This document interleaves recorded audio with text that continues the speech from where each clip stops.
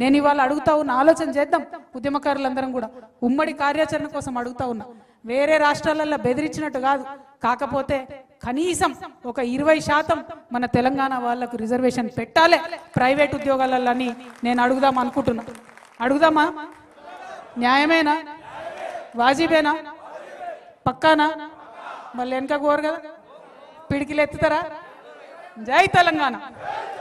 తెలంగాణలో ప్రైవేట్ సంస్థలలో ఉద్యోగాలలో తెలంగాణ లోకల్కి 20% రిజర్వేషన్ ఇవ్వాలని చెప్పి తెలంగాణ జాగృతి తరఫున పోరాటం చేద్దామని ఈ సందర్భంగా నేను తెలియజేస్తా ఉన్నాను. అదేవిధంగా మరి ఇంతకుముందు తమ్ముడు వీరేందర్ సీతారాం కలిసి ఒక యాప్ ఇక్కడ లాంచ్ చేసినాం. ఎందుకోసం ఈ యాప్ లాంచ్ చేసినామంటే, కేసీఆర్ గారి హయాంలో ఆనాడు ఆఫీసర్లు మన ఒక క్వశ్చన్ అడిగారు. ఏమని? ఎవరు ఉద్యమకారులు అన్నారు. వాళ్ళు ఎవరు ఉద్యమకారులు అంటే ఎవరు అని అడుగుతున్నారు. అంటే ఉద్యమకారులు అంటే ఎవరో కూడా మనమే చెప్పుకోనట. ఎంత బాధాకరం ఇది! ఉద్యమకారులు అంటే ఎవరో కూడా మనమే చెప్పుకోవాలి. నాకు గుర్తుండి ఉద్యమకారులు ఎవరు తెలుసా? ఎవరైతే ఇప్పుడు మా సాయిరామన్న ఉద్యమం చేస్తా అంటే అక్క పొద్దుగాలు లేచి టిఫిన్ చేసి పోనైనా కొట్లాడు తెలంగాణ కానీ పంపింది. ఈయన కంటే ఎక్కువ ఆమె ఉద్యమకారులు. ఒక అన్నను ఉద్యమానికి పంపిన ఒక చెల్లి, ఒక భర్తను ఉద్యమానికి పంపినటువంటి ఒక భార్య, ఒక కొడుకును ఉద్యమానికి పంపినటువంటి ఒక తల్లి, వాళ్ళు ఉద్యమకారులు. మరి వాళ్ళని ఎట్లా గుర్తియాలి? వాళ్ళని నేను ఎట్లా గుర్తుపట్టాలి? వాళ్ళ ఎవరు గుర్తించాలి వాళ్ళను? దానికోసమే ఈ యాప్ పెట్టినాం. ఎందుకంటే ఈ యాప్లో మనం రిజిస్టర్ అయిదాం, మనకు మనమే ఐడెంటిటీ కార్డులు ఇచ్చుకుందాం, మనకు మనమే అన్నీ కూడా ఇద్దాం.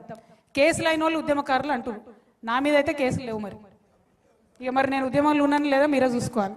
ఎందుకంటే బోలెడని పెట్టిరు వాళ్ళే, ఏవి నిలబడలే, అన్ని పోయినాయి కోట్ల. మరి ఇలా కేసులు ఉన్నోళ్ళే ఉద్యమకారులు అంటే మిగతా వాళ్ళ పరిస్థితి ఏంది? వందల వేల సంఖ్యలో ఉద్యమకారులు ఉన్నారు. ప్రతి చోట ప్రతి జిల్లాలో ఉద్యమకారులు ఉన్నారు. అందుకే ప్రభుత్వాలు గుర్తిస్తే సరి, వాళ్ళు కార్యాచరణ మొదలు పెడితే సరి. లేదంటే ఏదైతే మనం యాప్ లాంచ్ చేసినామో దాంతో ఇమీడియట్గా ఉద్యమకారులంతా డేటా కూడా తీసుకొని ఐడి కార్డ్స్ పెట్టుకొని, ఇగో ఇవి మా ఐడి కార్డ్స్ అని సెక్రటేరియట్కి పోయి ముఖ్యమంత్రి గారికి ఇద్దాం. ఆయన అప్పుడు ఇవ్వకపోతే అప్పుడు కోదండరాం సార్ని మళ్ళీ పట్టుకుందాం, అప్పుడు ఆకునూరు మురళి గారిని మళ్ళీ పట్టుకుందాం.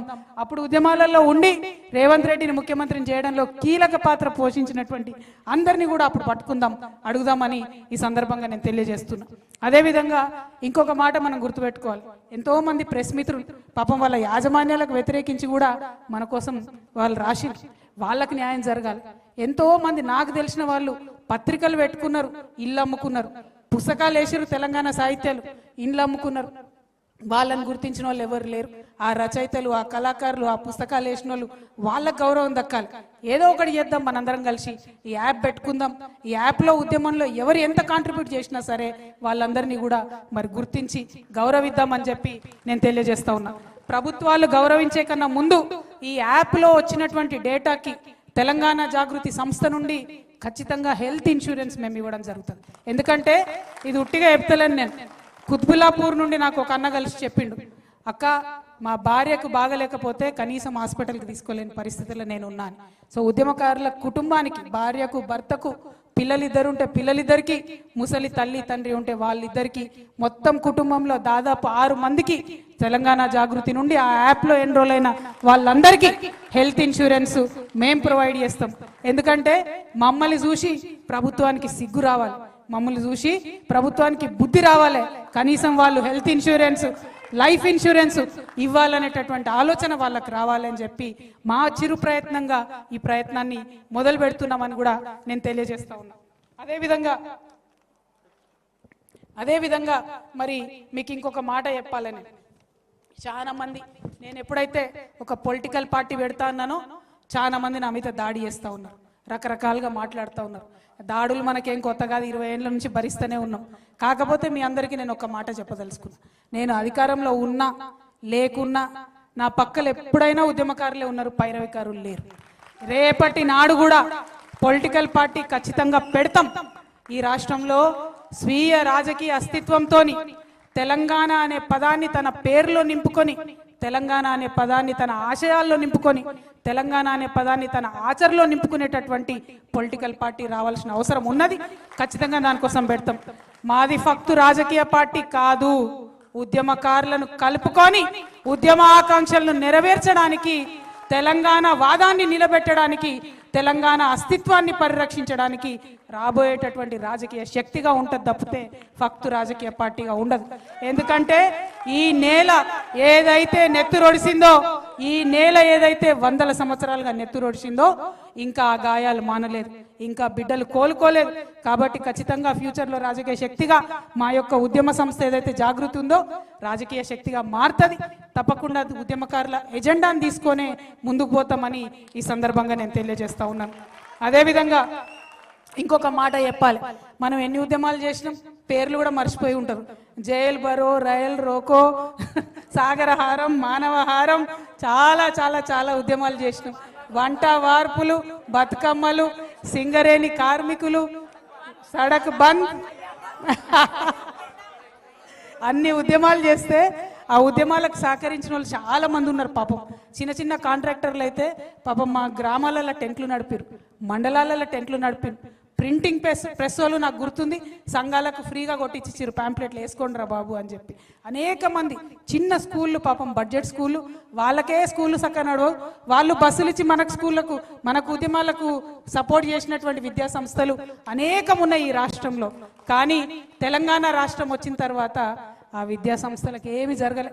ఆ తెలంగాణ ప్రింటింగ్ ప్రెస్ వాళ్ళు అయితే సెక్రటేరియట్ చుట్టూ తిరిగి తిరిగి తిరిగి చల్లబడ్డారు తప్పితే వాళ్ళకేం జరగలే. చిన్న చిన్న కాంట్రాక్టర్లు తెలంగాణలో ఉన్న వాళ్ళకు లాభం జరగలే. కానీ మెగా కృష్ణారెడ్డికి మాత్రం మంచిగా అపర కుబేరుడిగా 40వ స్థానంలో వచ్చింది.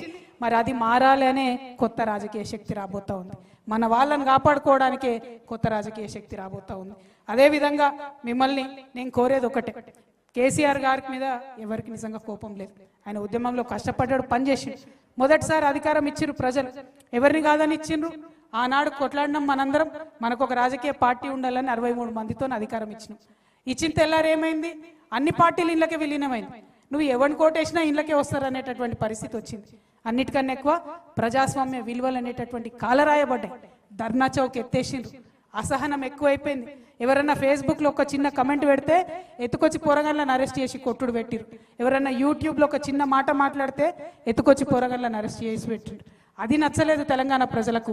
అందుకే అధికారానికి దూరమైన తప్పితే ఇంకొక మాట కాదు. అహంకారం అనేటటువంటిది, ఆ యొక్క సహనశీలత లేకపోవడం అనేటటువంటిది కరెక్ట్ కాదు. తెలంగాణ వాళ్ళకు ఉండే గుణమే అది. మనకుండే గుణమే మంచితనం, మనకుండే గుణమే కలుపుగోల్తనం, మనకుండే గుణమే బోలాతనం. దాన్ని కోల్పోతే తెలంగాణ ఆత్మ కోల్పోయినట్టే. రేపు రాబోయే రాజకీయ శక్తికి అవన్నీ నింపుకొని ఉంటుందని చెప్పి మీ అందరికి కూడా నేను ఈ సందర్భంగా తెలియజేస్తా ఉన్నాను. అదేవిధంగా ఇంకొక మాట చెప్పాలి నేను. ఆనాడు మీ అందరికీ